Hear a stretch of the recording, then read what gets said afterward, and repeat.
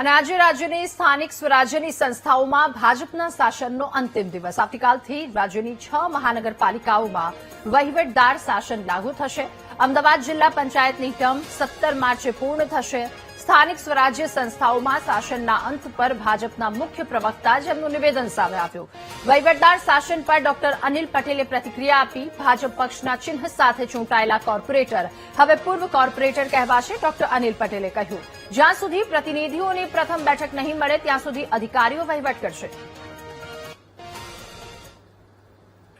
જો જ્યાં સુધી ચૂંટણીઓની જાહેરાત ચૂંટણી પંચ દ્વારા ન થાય ત્યાં સુધી નવા ખાતમુહૂર્ત સરકાર દ્વારા પણ થઈ શકે, મ્યુનિસિપલ કમિશનર અને એડમિનિસ્ટ્રેટર દ્વારા પણ થઈ શકે અને લોકાર્પણ થઈ શકે। આ એક સામાન્ય વ્યવસ્થા છે અને સામાન્ય રીતે કોર્પોરેશન વિસ્તારોમાં કે જિલ્લા પંચાયત વિસ્તારમાં ખાતમુહૂર્ત કેવું થતું હોય અને આદરણીય મંત્રીશ્રીઓ પણ આવતા હોય, ધારાસભ્ય હોય, સંસદ સભ્ય પણ હોય, તો એની સામે જે ચૂંટાયેલા પૂર્વ સભ્યો છે, આ ટર્મના હોય કે જૂના ટર્મના હોય, તો એક નાગરિક તરીકે પણ એ લોકો ઉપસ્થિત રહેતા હોય છે।